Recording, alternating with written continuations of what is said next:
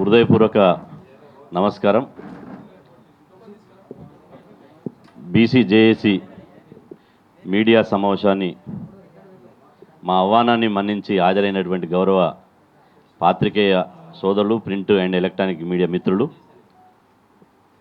Photographer, videographer మిత్రులందరికీ హృదయపూర్వక నమస్కారాలు.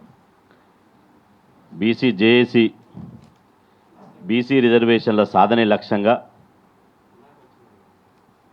మొన్న 12వ తేదీన హైదరాబాద్లో జేఏసీ ఏర్పాటు చేయడం జరిగింది. ఆ తర్వాత 18వ తారీఖు నాడు బంద్ పిలిపివ్వడం జరిగింది. ఆ బంద్ విజయవంతమైన సందర్భంగా ఆ బంద్కు సంబంధించిన అంశాలు, భవిష్యత్ కార్యాచరణకు సంబంధించిన అంశాలు BC JAC vice chairman, senior సామాజిక ఉద్యమకారులు, సామాజిక తత్వవేత్త, 3.5 దశాబ్దాలుగా బీసీలను చైతన్యం చేయడానికి ఎత్తిన జెండా దించకుండా పోరాడుతున్నటువంటి అన్న విజిఆర్ నారోగన్ గారు మీడియాను ఉద్దేశించి మొదటగా ప్రసంగిస్తారు.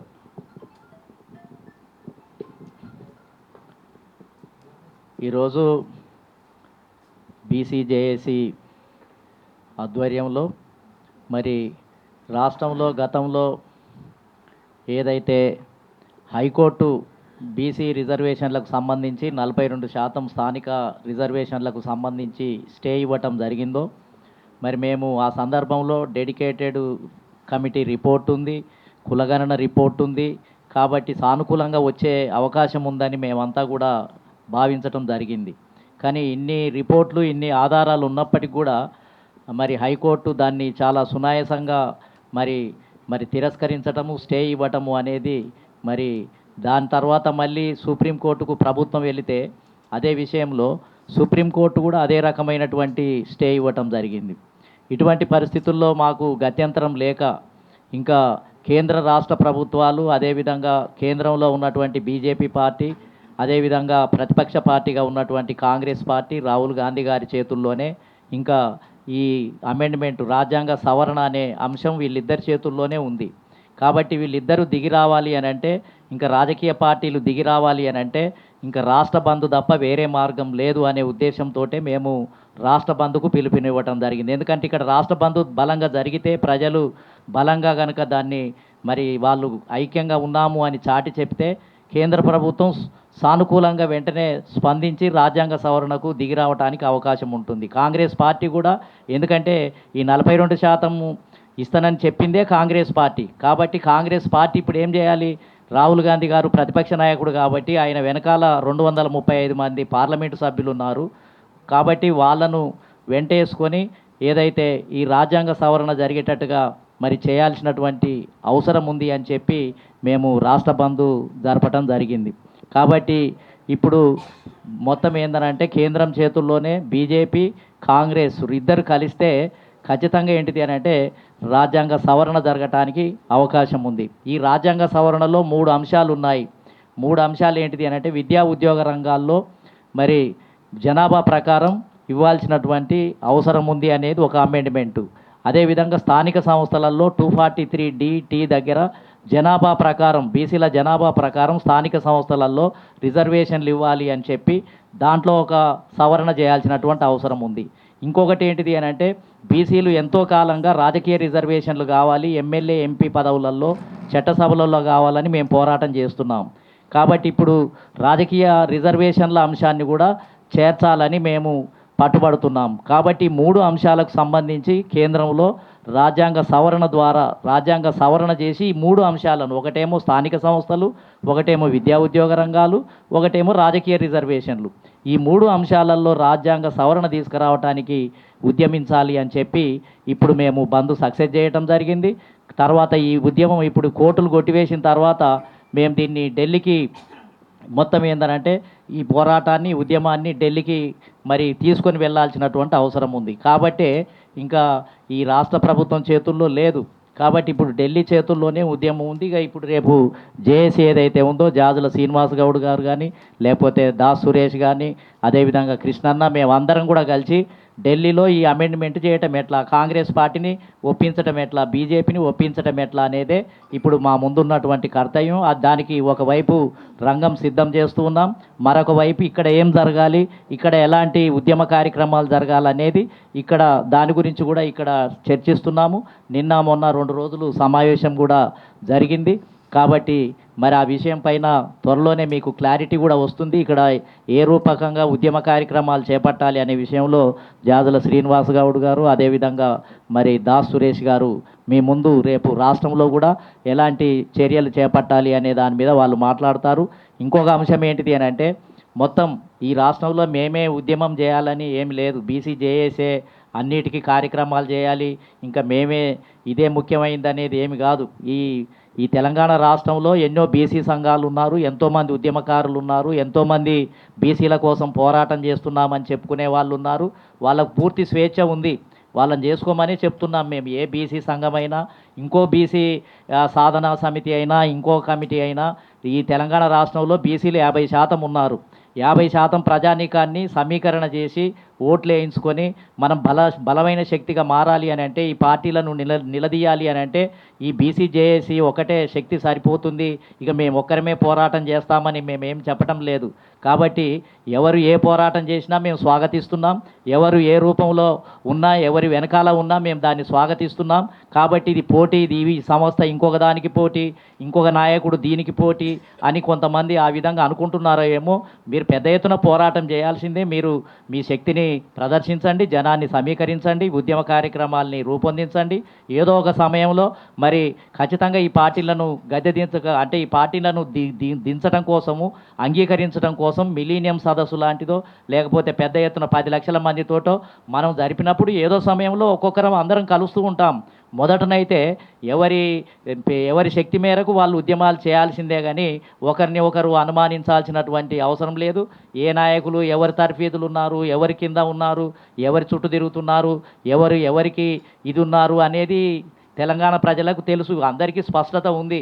ఎవరెవరు ఏ నాయకుల దగ్గర ఇప్పటి వరకు ఉన్నారు, ఎవరు చుట్టూ తిరిగారు, ఏం చేశారు, ఏ పార్టీలకు మద్దతు ఇచ్చారు. నెంబర్ 1 ఎనిమి అయినటువంటి అసలు బీసీలకు మొదటి శత్రువుకు చుట్టూ తిరిగినటువంటి వాళ్ళు ఉన్నారు, రెండవ శత్రువుకు తిరిగినటువంటి వాళ్ళు ఉన్నారు, అదేవిధంగా మూడవ శత్రువు గురించి తిరిగినటువంటి వాళ్ళు ఉన్నారు.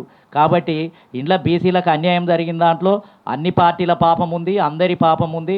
ఇంట్లో అందరి మీద ప్రజానికానికి ఒక స్పష్టత ఉంది. కాబట్టి మేమేమందనంటే, మేము ఖచ్చితంగా ఇది అందరూ చేయాల్సిందే. ఈవెన్ ఒక్కొక్క బీసీ కులం కూడా ఉద్యమంలోకి దిగాల్సిందే, రోడ్డు మీదకి రావాల్సిందే అని చెప్తున్నాం. కాబట్టి ఖచ్చితంగా మేము ఎవరిని అనుమానించలేము, ఎవరిని ఉద్యమాలు చేయమని చెప్పడం లేదు. అసలు ఉద్యమాలు చేస్తే మేమే సంతోషిస్తాం. ఇంతకాలము ఎక్కడెక్కడో ఉన్నారు, ఎక్కడెక్కడో తిరిగారు, ఎక్కడెక్కడో ఎవరెవరినో గెలిపించారు. అవన్నీ వదిలేసేసి ఉద్యమానికి రమ్మనే మేము 30 సంవత్సరాల నుంచి పిలుపునిస్తున్నాము. వస్తున్నారు ఇప్పుడు ఒక్కొక్కరు కదిలి వస్తున్నారు. రానియమని మేము వెల్కమ్ చేస్తున్నాము. కాబట్టి ఇంట్లో మేము అసలైన వాళ్ళం, సిసలైన వాళ్ళం అని చెప్పుకునే వాళ్ళు ఉన్నారు. ఉండనియండి, చెప్పుకోనియండి, మాకేం అభ్యంతరం లేదు. కాబట్టి మరి ఆ రకంగా మేము ఎవరికి పోటీ కాదు. ఈ కార్యక్రమం, ఈ సంస్థ చేసే కార్యక్రమాలు ఈ సంస్థ కొనసాగిస్తుంది, శక్తి మేరకు కొనసాగిస్తుంది అని ఖచ్చితంగా మేము దానికి మా శక్తి మేరకు మేము పనిచేస్తాము అని చెప్పి ఈ సందర్భంగా తెలియజేస్తున్నాం. థ్యాంక్ యూ, ధన్యవాదాలు. ఇప్పుడు BC JAC co chairman, BC రాజ్యాధికార సంఘం వ్యవస్థాపక అధ్యక్షులు మిత్రులు దాసు సురేష్ గారు మాట్లాడతారు.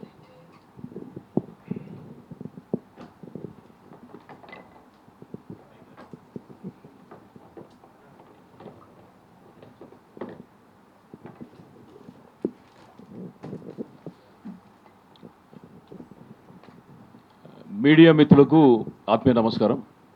ఈరోజు బీసీ జేఏసీ నిర్వహిస్తున్నటువంటి ఈ మీడియా సమావేశానికి విచ్చేసినటువంటి జేఏసీ ముఖ్య నాయకులు, అదే రకంగా బీసీ సంఘాల నాయకులు, అదే రకంగా పాత్రికేయ మిత్రులు అందరూ కూడా పేరు పేరున నమస్కారాలు తెలియజేస్తూ, మొదటగా చరిత్రలో కని విని ఎరుగని రీతిలో ఒక కాజ్ కోసం ప్రతి ఒక్క రాజకీయ పార్టీని, ప్రతి ఒక్క సంఘాన్ని, చివరికి బీసీ రిజర్వేషన్లకు అడ్డుపడేటటువంటి అగ్రవర్ణ సంఘాలు నాయకులు కూడా ముందుకొచ్చి 18వ తేదీ మేము నిర్వహించినటువంటి బంద్కు ప్రతి ఒక్కరు కూడా మద్దతుగా నిలిచి బంద్ను ఒక చారిత్రాత్మక విజయంగా మలిచినందుకు తెలంగాణ ప్రజానికానికి సహకరించినటువంటి ప్రతి ఒక్కరికి కూడా బీసీ జేఏసీ తరఫున మేము కృతజ్ఞతలు తెలియజేస్తున్నాం. అయితే మిత్రులారా, మనం ఏదైతే చేపడుతున్నటువంటి ఈ కార్యక్రమం, ఈ యొక్క సంకల్పం అనాదిగా బీసీల యొక్క అవకాశాలకు అడ్డుపడుతున్నటువంటి అంశం మీద ఇది ఒక న్యాయ పోరాటం. రాజకీయంగా రిజాల్వ్ చేయాల్సినటువంటి ఈ సమస్యను ఇన్ని సంవత్సరాల నుండి కూడా రాజకీయ పార్టీలు తమ రాజకీయ ప్రయోజనాల కోసం వాడుకునే తప్పించి ఎవరు కూడా దీనికి పూర్తి స్థాయిలో ఒక చిత్తశుద్ధితో పనిచేసి ఈ యొక్క పరిష్కారం చూపించినటువంటి పాపన పోలేదు. మరి మేము ప్రధానంగా బీసీలకు స్థానిక సంస్థల ఎన్నికల్లో దక్కాల్సినటువంటి 42% రిజర్వేషన్లను దక్కించుకోవడానికి ఒక ధర్మ పోరాటం చేసిన, ఒక బంద్ నిర్వహించడం. తదనంతరం బంద్ విజయవంతమైన తర్వాత దీనికి సంబంధించినటువంటి పూర్తి స్థాయి కార్యాచరణ ఏ విధంగా ఉండాలి, ఒక నిర్మాణాత్మకమైనటువంటి విధానం ఎలా ఉండాలి, ఒక రాజకీయమైనటువంటి విధానం ఎలా ఉండాలి, న్యాయపరమైనటువంటి పోరాటం ఎలా ఉండాలి, దీనికి పూర్తి స్థాయిలో ఈ సమస్యకు పరిష్కారం ఎక్కడ ఉంది అనేటటువంటి అంశం మీద గడిచిన వారం రోజుల నుంచి కూడా మేము అనేక మార్లు కూడా అంతర్గత సమావేశాలు నిర్వహించడం జరిగింది. బీసీ జేఏసీ ఒక పూర్తి స్థాయి పరిష్కారం కోసం ప్రయత్నం చేస్తుంది. ఇదే తరుణంలో రాజకీయ పార్టీలు కూడా ఒక ఆలోచనలో పడ్డాయి. ఎందుకంటే బీసీలను విస్మరించిన, బీసీలను ఏమాత్రం ఏమరపాటుతో బీసీల పట్ల ఉన్నా కూడా వాళ్ళకు రాజకీయ భవిష్యత్తు శూన్యమనేటటువంటి విధంగా వాళ్ళ లోపల ఒక మార్పును తీసుకురావడానికి బీసీ జేఏసీ ప్రయత్నం చేసింది, విజయవంతమైంది. మరి మనందరూ తెలుసు, కొంతమంది కావాలనే ఒక ప్రత్యేకమైనటువంటి నెపంతో బీసీ జేఏసీ ఒక పూర్తి స్థాయి పరిష్కారం కోసం పనిచేయట్లేదనో లేకపోతే ఇంకేదో ముచ్చట కూడా మాట్లాడుతున్నారు. మిత్రులారా, మీ అందరికీ తెలుసు, తమిళనాడు తరహాలో 9వ షెడ్యూల్లో పెట్టినటువంటి తమిళనాడు రిజర్వేషన్లకి ఈరోజు ఆ మేరకు భద్రత లేదు. షెడ్యూల్ 9 అనేది పూర్తి స్థాయి భద్రతను కల్పించేటటువంటి అంశం కాదు. బీసీలకు ఈ రాష్ట్రంలో 42% రిజర్వేషన్ దక్కాలన్నా, అసెంబ్లీ పార్లమెంట్లలో రాజకీయ రిజర్వేషన్ దక్కాలన్నా, మహిళా రిజర్వేషన్లలో బీసీ మహిళలకు 33% సబ్ కోటా దక్కాలన్నా కూడా ఒక ప్రత్యేకమైనటువంటి బిల్లు పార్లమెంట్లో ప్రవేశపెట్టాల్సిన అవసరం ఉన్నది. దానిని ఏ విధంగా మనము ఒక పరిష్కారం కనుక మనం కనుగొంటే ఒకటే దెబ్బకు 2 పిట్టలన్నట్టు ఒకటే ఒక రాజ్యాంగ సవరణతోని ఇవన్నీ సమస్యలకు కూడా పూర్తి స్థాయిలో చెక్కు పెట్టేటటువంటి అవకాశం కోసం బీసీ జేఏసీ గడిచిన వారం రోజుల నుంచి కూడా అంతర్మదనం, అదే రకంగా అంతరంగిక చర్చలు చేస్తూ వస్తుంది. బీసీ బిల్లును కనుక ప్రతిపాదించి అందులో ఈ అంతర్గతమైనటువంటి 3 అంశాలను కూడా చేర్చి దీనిని కేంద్ర ప్రభుత్వం ముందు పెట్టాల్సినటువంటి బాధ్యతను, పార్లమెంట్లో ఒక ప్రైవేట్ బిల్లుగా ప్రవేశపెట్టాల్సినటువంటి బాధ్యతను ఎత్తుకోవాల్సిందిగా ఇండి కూటమికి ప్రతిపాదించాల్సినటువంటి అవసరం ఉన్నది. ఇక్కడ మనం గమనిస్తే 42% రిజర్వేషన్లు ఇస్తా అన్నటువంటి తెలంగాణ ప్రభుత్వం యొక్క పాత్ర కూడా ఇప్పుడు నిమిత్త మాత్రమే అయిపోయింది. ఇప్పుడు దీనిని ముందుకు నడిపించాల్సినటువంటి బాధ్యత ఇండి కూటమికి సంబంధించినటువంటి పార్లమెంటరీ పార్టీ నాయకులు రాహుల్ గాంధీ గారి మీదనే ఉన్నదని చెప్పేసి మా జేఏసీ భావిస్తుంది. కాబట్టి రాహుల్ గాంధీ గారు తప్పకుండా ఒక నిబద్ధతతోని ఇటు 42% రిజర్వేషన్లు స్థానికంగా, చట్టసభల్లో రిజర్వేషన్కు సంబంధించినటువంటి అంశాన్ని ఒక ప్రైవేటు బిల్లుగా పార్లమెంట్లో ప్రవేశపెడితే అప్పుడు తప్పకుండా నరేంద్ర మోడీ గారు కూడా, వారి ప్రభుత్వం కూడా దీన్ని అంగీకరించి అమలు చేయాల్సినటువంటి బాధ్యత వాళ్ళ మీద ఉంటుంది. సో ఈ విధంగా దీనిని ఒక సంపూర్ణమైనటువంటి పరిష్కారంగా తీసుకొచ్చే అవకాశం ఉన్నది. మరి ఈ సంపూర్ణమైనటువంటి పరిష్కారం కోసం మేము తీవ్రమైనటువంటి ప్రయత్నాలు చేస్తూ ఉన్నాం. దానికి కావలసినటువంటి విధాన రూపకల్పన కూడా మేము కొనసాగిస్తున్నాం, దాన్ని నిర్వచిస్తున్నాం. ఇందుకు సంబంధించి ప్రజలను చైతన్యవంతం చేయడానికి ఇక్కడ రాష్ట్ర స్థాయి లోపల అనేక కార్యక్రమాలు, అదే రకంగా ఢిల్లీలో కూడా విస్తృతంగా అన్ని పార్టీలను కూడా కలుపుకొని వారందరితో కూడా సమావేశాలు నిర్వహించి ఈ యొక్క అంశాన్ని పార్లమెంట్లో ప్రస్తావించేటటువంటి విధంగా ఒక సంపూర్ణమైనటువంటి ఎక్సర్సైజ్ చేయాల్సిన అవసరం ఉన్నది. ఆ దిశగా మేము కొనసాగుతున్నాం. కాబట్టి దానికోసం ఏంటంటే ఈ బంద్ను విజయవంతం చేయడంలో కీలక పాత్ర వహించినటువంటి మా బీసీ జేఏసీ నాయకులు, బీసీ కుల సంఘాల నాయకులు అందరినీ కూడా హైదరాబాద్లో నవంబర్ 2వ తేదీన వాళ్ళందరినీ కూడా ఇక్కడ సమావేశపరిచి ఒక విస్తృత స్థాయి సమావేశాన్ని నిర్వహించి వారికి ఏంటంటే దిశానిర్దేశం చేయాలని చెప్పేసి అని మేము నిర్ణయించినాం. దాంతో పాటు ఎక్కడైతే కీలెరిగి వాత పెట్టాలి అన్నట్టు ఢిల్లీలో జరగాల్సినటువంటి తదంగం, ఢిల్లీలో జరగాల్సినటువంటి కార్యాచరణ గురించి కూడా ప్రాథమికంగా ఒక అంచనాకు వచ్చినాం. దానిని ఏ విధంగా ముందుకు తీసుకువెళ్ళాలనేటటువంటి దాని మీద కూడా చర్చలు చేసినాం. పెద్దలు ఆర్ కృష్ణయ్య గారు కూడా దారిలో ఉన్నారు. వారు కూడా వచ్చిన తర్వాత సంపూర్ణంగా దీనికి ఒక పరిష్కారం కనుక్కునే విధంగా ముందుకెళ్తాం. ఒక సంచలనమైనటువంటి మార్పును చరిత్రను సృష్టించినటువంటి 18వ తేదీ బంద్ బీసీ జేఏసీ బంద్ని విజయవంతం చేసినాం. తదనంతరం కూడా జేఏసీని ముందుకు నడిపి 42% రిజర్వేషన్లు స్థానికంగా, చట్టసభల్లో రిజర్వేషన్లు జాతీయ స్థాయిలో సాధించే వరకు కూడా బీసీ జేఏసీ కలిసికట్టుగా పనిచేసి ముందుకు వెళ్తుందని చెప్పేసి అని కూడా మీ అందరికీ తెలియజేస్తూ పెద్దలు నారగోని గారు, అదే రకంగా సోదరులు జాజు శ్రీనివాస్ గారు కూడా ఈ సంపూర్ణంగా వీరి మీద మీకు వివరణ ఇస్తారు. ఇప్పుడు జాజు శ్రీనివాస్ గారు దీనికి సంబంధించిన కార్యాచరణను ప్రకటించాల్సిందిగా వారిని కోరుతున్నాం.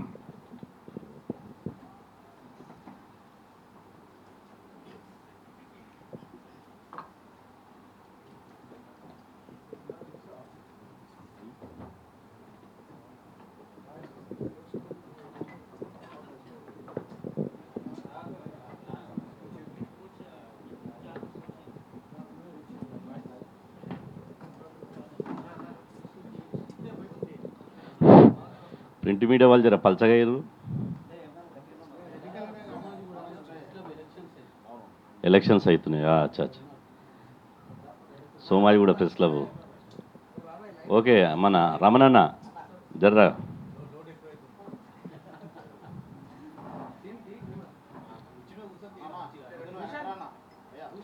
జర్రా సైడ్ కట ఐ న్యూస్ కొద్దిగా ఉండని. చారాన ఏడు ఉన్నా బుల్లెట్ దింపుతాడు.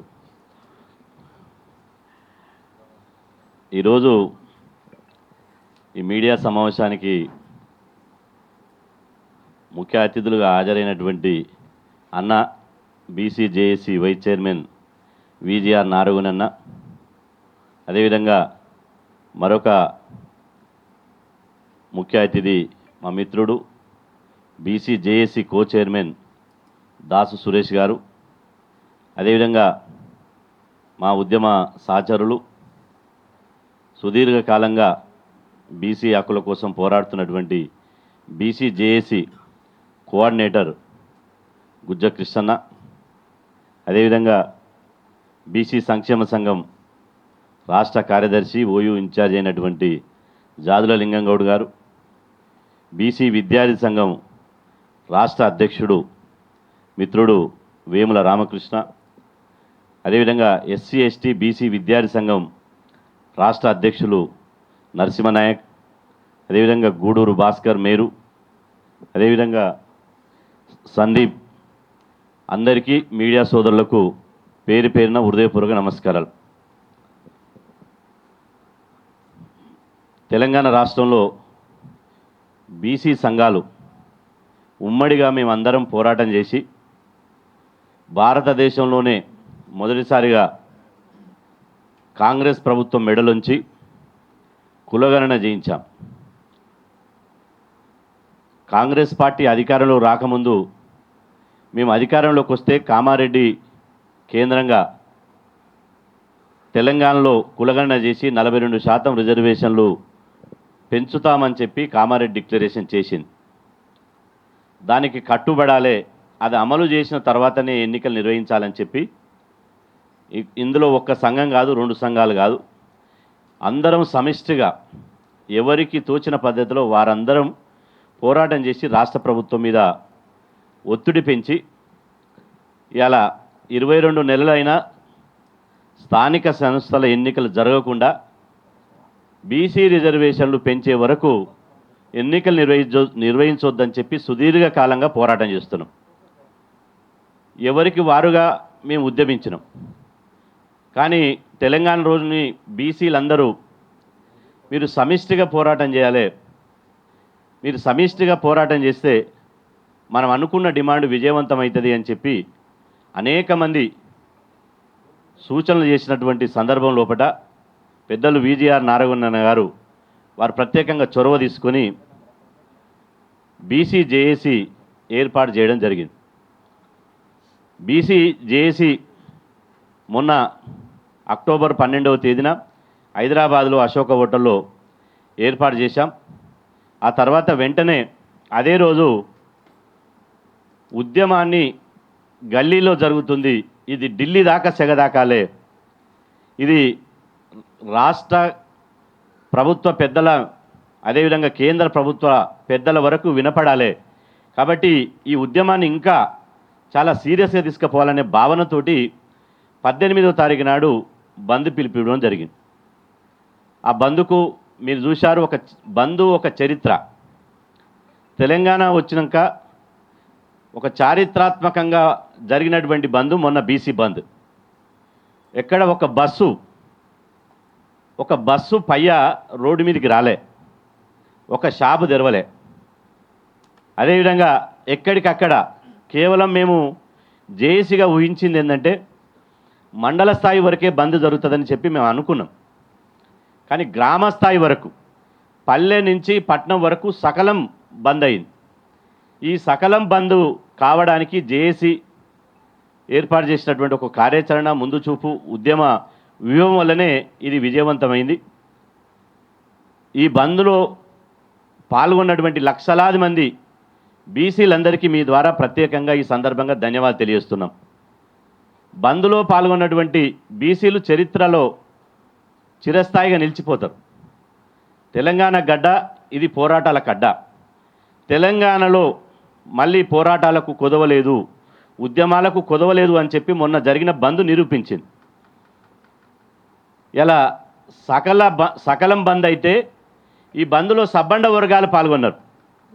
ఒక బీసీలే కాదు, మాకు మద్దతుగా ఎస్సీ సమాజం, మాకు మద్దతుగా గిరిజన సమాజం, మాకు మద్దతుగా ఆదివాసీ సమాజం, మాకు మద్దతుగా అగ్రకుల సమాజం కూడా ఇలా బంద్లో పాల్గొన్నారు. ఇది చరిత్ర. ఆర్ఎస్ఎస్ నుంచి ఆర్ఎస్యు వరకు, లెఫ్టిస్టుల నుంచి రైటిస్టుల వరకు కేవలం ఒక బీసీ డిమాండ్ మీదనే కలిసి రావడం జరిగింది. ఇది చరిత్ర. ఇది తక్కువ చేసి మాట్లాడాలని ఎవరైనా అనుకుంటే ఈ బంద్ను తక్కువ చేసి మాట్లాడాలి, రాజకీయ స్వప్రయోజనాల కోసం వాడుకోవాలని చూస్తే అది భవిష్యత్తులో వాళ్లకు ప్రజలే తగిన బుద్ధి చెప్తారు. ఇది వ్యక్తుల ప్రయోజనాల కోసం జరిగిన బంద్ కాదు. ఇది 100% మా బీసీలకు రాజకీయ హక్కు కోసం జరిగినటువంటి బంద్. పాలితులుగా ఉన్నటువంటి బీసీలను పాలకులుగా చేయాలనేటువంటి ఒక లక్ష్యంతో చేసినటువంటి బంద్.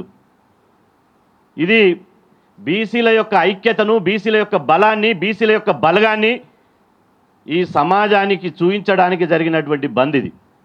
ఈ బంద్ బీసీల తలరాతలు మార్చే విధంగా ఈ బంద్ నిర్వహించడం జరిగింది.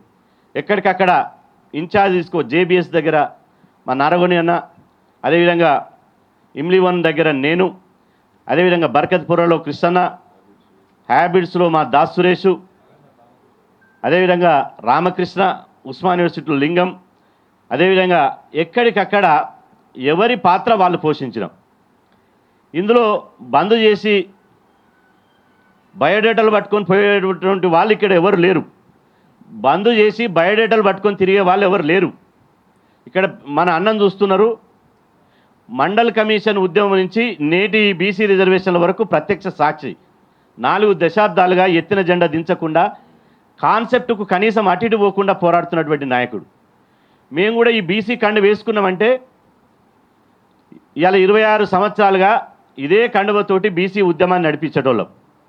కాబట్టి దయచేసి ఈ బంద్ 100% విజయవంతమైంది. ఈ బంద్ ద్వారా దేశం మొత్తం తెలంగాణ బీసీల గుండె ఘోష ఇలా భారతదేశానికంతా వినిపించినాం. తెలంగాణ యొక్క డిమాండు ఢిల్లీ పాలకులకు వినిపించగలిగినాం. మా బంధు ద్వారా రాష్ట్రంలో కేంద్రంలో ఉన్నటువంటి పాలకులకు సెగ తగిలిందనే విషయాన్ని గుర్తుపెట్టుకోవాలి. అందుకోసమే మొన్న మీకు అందరు టీవీలలో బ్రేకింగ్లు పెట్టారు. కొన్ని యూట్యూబ్ ఛానళ్ళు అయితే సర్పంచ్ ఎన్నికలకు నోటిఫికేషన్ విడుదలైందని కొంతమంది, స్థానిక సంస్థల ఎన్నికలకు క్యాబినెట్ గ్రీన్ సిగ్నల్ అని కొంతమంది హెడ్డింగ్లు పెట్టారు.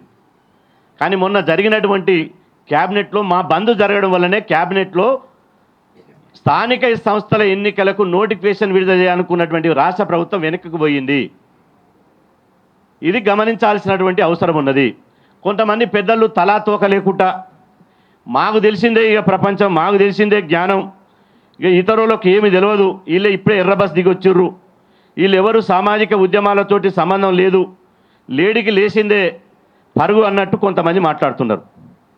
ఇవాళ మేము అంటున్నాము, ఇది చాలామంది ఏమంటారంటే బంద్కు అన్ని పార్టీలు మద్దతు ఇచ్చిర్రు, అసలు బంద్ ఎవరి మీద అని కొంతమంది రిజర్వేషన్ వ్యతిరేకులు ఈ యొక్క వాదాన్ని ముందుకు తీసుకొచ్చారు. రిజర్వేషన్ వ్యతిరేకులు ఎవరు? గోపాల్ రెడ్డి, మాధవ్ రెడ్డి వారసులు. ఏమని? ఈ బంద్కు బీజేపీ మద్దతు ఇచ్చే, కాంగ్రెస్ మద్దతు ఇచ్చే, టీఆర్ఎస్ మద్దతు ఇచ్చే, సిపిఐ, సిపిఎం, తెలంగాణ జనసమితి మద్దతు ఇచ్చే, అన్ని అఖిలపక్ష పార్టీలు మద్దతు ఇచ్చే, ఎంఆర్పిఎస్, మాలమానాడు, గిరిజన సంఘం, టీఎన్జిఓ, ఎన్జిఓ, మొత్తం సబ్బండ జాతులు మద్దతు ఇచ్చే, మరి బంద్ ఎవడి మీద అని అగ్రకులాలు ఏం చేశారంటే చీకటి రూమ్లో కూర్చొని, ఏసీ రూమ్లో కూర్చొని దాన్ని వదిలంగానే దాన్ని పట్టుకొని ఎలా పడుతున్నారు మా వాళ్ళు కొంతమంది. బంద్ ఎవరి మీద జరిగిందని. తెలంగాణ ఉద్యమం ఎట్లా జరిగిందో ఒకసారి చరిత్ర చూసుకోవాలి. తెలంగాణ ఉద్యమంలో కూడా ఇక్కడ మీకు నేను మాటలు చెప్పడం లేదు, the Telangana joint action committee, Telangana political joint action committee TJAC was formed on December 24, 2009. December 24, 2009లో Telangana joint action committee Telangana రాష్ట్ర సాధన కోసం ఏర్పడ్డది. అందులో వాళ్ళు రాసుకున్నది మీరు గూగుల్లో కొట్టి చూడండి. వాళ్ళు రాసుకున్నది ఏంటంటే Telangana movement to unite various organization and political parties in the fight for a separate state. Professor Kodandaram served as the convener and the committee organized a large scale protest like the Million March and Sakala Summit to pressure the central government and achieve statehood. ఇలా ఇన్ని పాల్గొన్నాయి. ఎవరు పాల్గొన్నారు? ఇలా తెలంగాణ జేఏసీలో పాల్గొన్నటువంటి వాళ్ళు Congress, TTDP, BJP, CPI, అదేవిధంగా Congress, new democracy, BJP. ఇప్పుడు మేము బంద్కు మద్దతు ఇస్తే ఎన్ని పార్టీలు మద్దతు ఇచ్చినాయో తెలంగాణ జేఏసీ ఏర్పడ్డప్పుడు ఒక సిపిఎం పార్టీ తప్పించి ఈ TJACలో అన్ని భాగస్వామ్య పక్షాలైనవి. కేంద్రంలో ఉన్న కాంగ్రెసు, ఆ రోజు కేంద్రంలో మన్మోహన్ సింగ్ గారు ఉండే, కేంద్రంలో ఉన్న కాంగ్రెసు TJACల మెంబరే, రాష్ట్రంలో ఉన్న టీఆర్ఎస్ మెంబరే, బీజేపీ మెంబరే, టీడీపీ మెంబరే, సిపిఐ మెంబరే, అన్ని పార్టీలు మెంబరే. మరి అప్పుడు ఓడి మీద పోరాటం చేసిరు. తెలంగాణ జేఏసీ అప్పుడు అన్ని పార్టీలు మద్దతు ఇచ్చినప్పుడు అప్పుడు కూడా బంద్ జరిగింది. ఎవరి మీద బంద్ చేసిరు? తెలంగాణ కాజ్ కోసం బంద్ చేసిరు. ఇప్పుడు కూడా బీసీ కాజ్ కోసం బంద్ జరిగింది. అది చరిత్ర తెలుసుకోవడం చేత కాదు, పరిశోధించడం చేత కాదు. ఎవడో అగ్రకుల నాయకులు చెప్పింది దాన్ని పట్టుకొని ఏలాడడం, దాన్ని పట్టుకొని తోక పట్టుకొని ఏనుగును వదిలిపెడతారు, తోకను పట్టుకుంటారు. ఇవాళ మేము చెప్తున్నాం, ఆ రోజు ఎట్లయితే జేఏసీ ఏర్పడ్డ తర్వాత అన్ని పార్టీలు ఇన్వాల్వ్ అయినాయో మేము కూడా ఏమి అన్సైంటిఫిక్గా అందరం కలుపుకోలే. బీసీ బిల్లు అసెంబ్లీలో ప్రవేశపెట్టినప్పుడు ఈ రాష్ట్రంలో ఉన్నటువంటి అన్ని రాజకీయ పార్టీలు అసెంబ్లీలో మద్దతు ఇచ్చారు. మరి మద్దతు ఇచ్చినటువంటి వాళ్ళని మేము కలుపుకోవాలా, దూరం కొట్టాలనా? మాకు ఎవరు తోక చుట్టం కాదు, మాకు ఎవరు దూరం కాదు, మేము ఎవరికి వ్యతిరేకం కాదు, ఎవరికి దగ్గర కాదు. మా కాజు కోసం మరి ఆ రోజు కేసీఆర్ గారు కుష్ఠరోగినైనా కౌగలించుకుంటా బొంతపూరునైనా ముద్దాడుతున్నాడు. మరి అప్పుడు గుర్తు రాలేదా ఇక్కడ ఉన్న వాళ్ళకు? మేము కూడా గదే ఫార్మాట్ తోటి పోతున్నాము. మాకు ఎవడైతే మద్దతు ఇస్తాడో వాళ్ళని అందరినీ కలుపుకొని పోతున్నాం, బరాబర్ కలుపుకొని పోతాం. బీజేపీ రాష్ట్రంలో బీజేపీ మద్దతు ఇచ్చింది, అదేవిధంగా కాంగ్రెస్ అధికారంలో ఉంది మద్దతు ఇచ్చింది. కొంతమంది కాంగ్రెస్ ఈ మద్దతులు ఉన్నదని కొంతమంది అంటారు, బంధుల ఇండైరెక్ట్గా సపోర్ట్ చేసిందని. మీరు ఒకటి గుర్తుపెట్టుకోవాలి, 2006లో దేశవ్యాప్తంగా ఓబీసీలకు 27% రిజర్వేషన్లు విద్యారంగంలో ఇస్తే సుప్రీంకోర్టు స్టే విధించింది. స్టే విధిస్తే అప్పుడు దేశవ్యాప్తంగా బంద్ జరిగింది. ఉమ్మడి ఆంధ్రప్రదేశ్లో కూడా బంద్ పిలిపి ఇవ్వడం జరిగింది బీసీ సంఘాలు.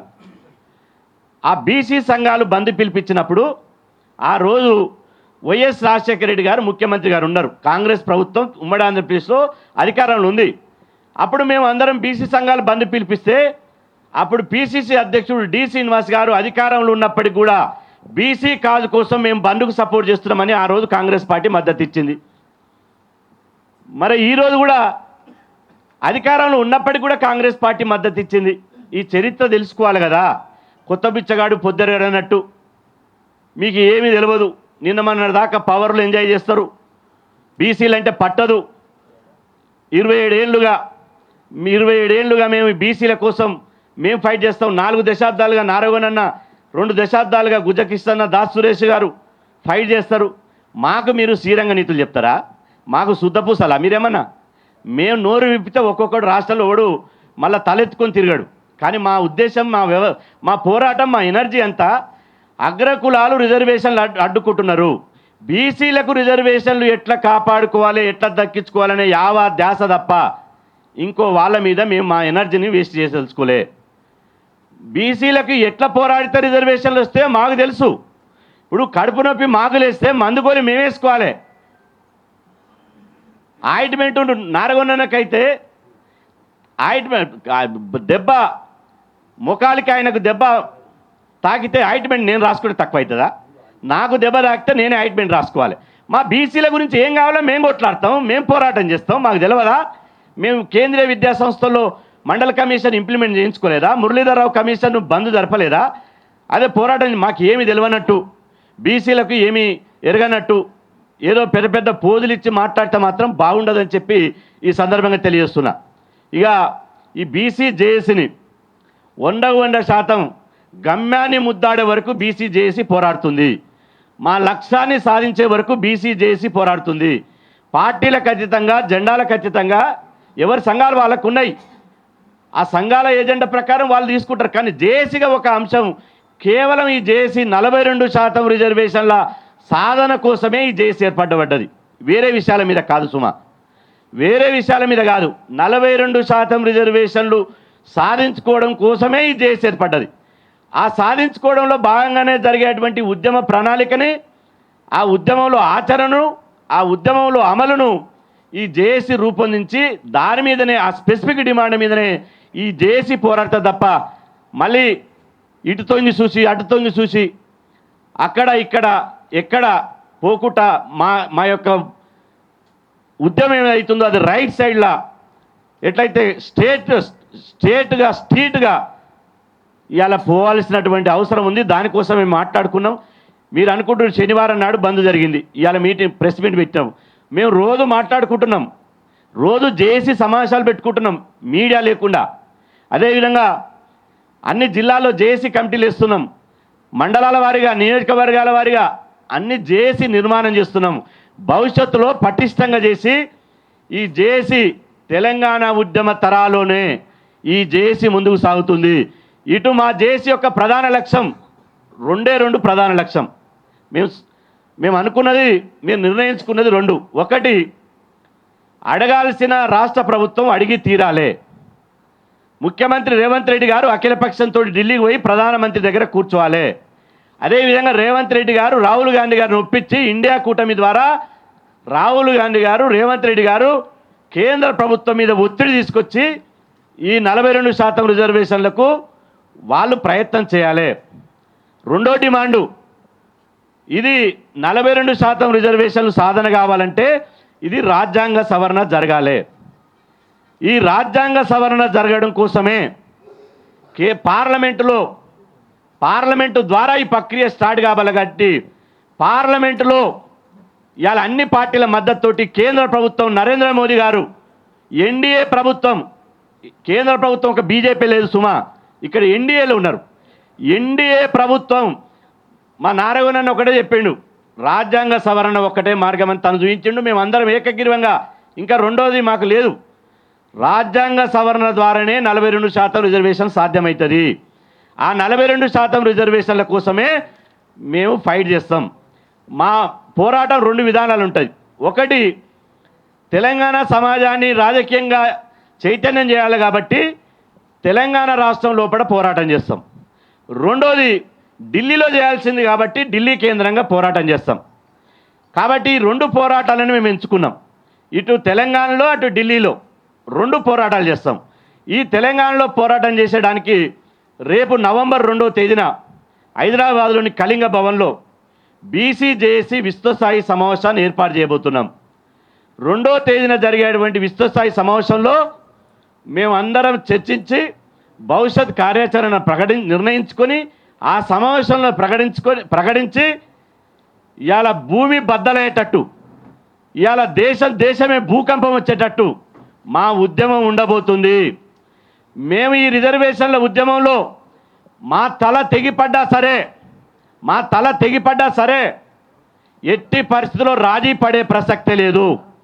ఎవరితో కుమ్మక్కయ్యే పరిస్థితి లేదు. అట్లా కుమ్మక్కయ్యే వాళ్ళమైతే ఈ బీసీ జెండా వేసుకొని కొట్లాడే వాళ్ళం కాదు.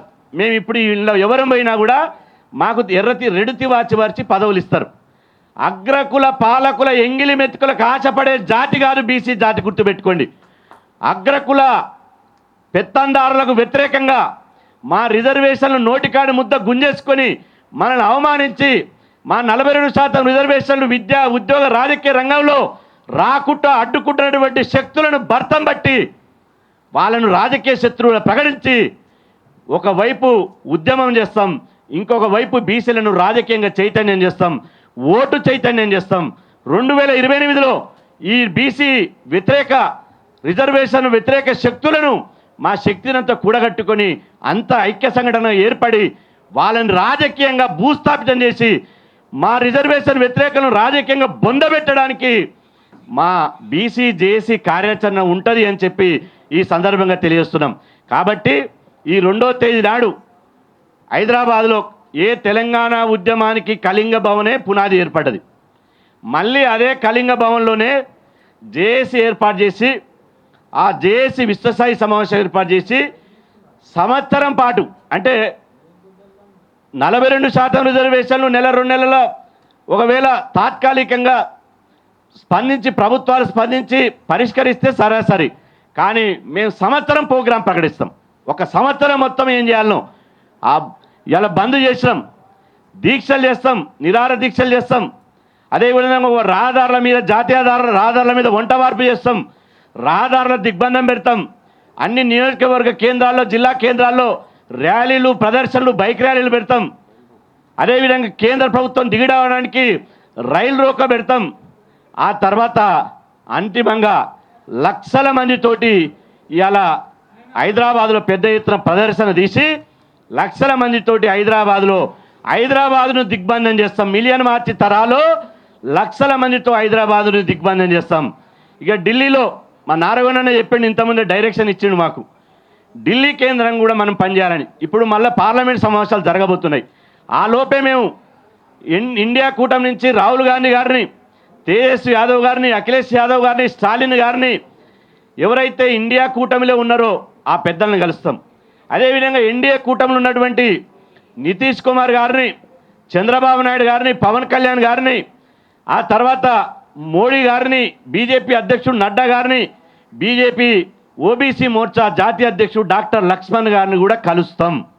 మాకేం శశబిషాలు లేవు, మేమే రాజకీయ పార్టీల సభ్యత్వం లేదు, మా భవిష్యత్తులో కూడా ఏ రాజకీయ పార్టీలు మేము సభ్యత్వం తీసుకుపోం. మా జాతి ప్రయోజనాలే ముఖ్యం, గుర్తుపెట్టుకోండి. బీసీలకు సోషల్ మీడియాలో తెలిసి తెలియని వాళ్ళు, అగ్రకుల పార్టీల నుండి బానిసలుగా పనిచేసే వాళ్ళు పిచ్చి పిచ్చి మాటలు మాట్లాడుతున్నారు. ఇవాళ మా త్యాగాన్ని చూడండి, కుటుంబాలను వదిలిపెట్టి త్యాగం చేసి పోరాటం చేసి బీసీల కోసం నిలబడ్డాం. మొన్న మా బీసీ బిడ్డలు గుజ్జకిస్తన్న గారు, వేముల మన అనంతల రామ్మూర్తి గారు అదేవిధంగా తర్వాత రాజ్కుమార్ గారు అరెస్ట్ చేసి 4 కేసులు పెట్టి వాళ్ళని జైలుకు పంపించారు. జైలుకు పోయిన ఉద్యమాన్ని ఆపలే, మళ్ళీ ఇక్కడ కూర్చున్నారు. కాబట్టి అరెస్టులతోటి జైళ్లతోటి మేము వెనకడిగేసే ప్రసక్తి లేదు. మా లక్ష్యం 100% 42% రిజర్వేషన్లు సాధించడమే. దానికోసమే మేము పనిచేస్తాం, దానికోసమే మా పోరాటం ఉంటుందని చెప్పి ఈ సందర్భంగా తెలియజేస్తూ ఈ అవకాశం ఇచ్చినటువంటి ఈ బీసీ జేఏసీకి ప్రత్యేకంగా ధన్యవాదాలు తెలుపుతూ సెలవు తీసుకుంటున్నాను.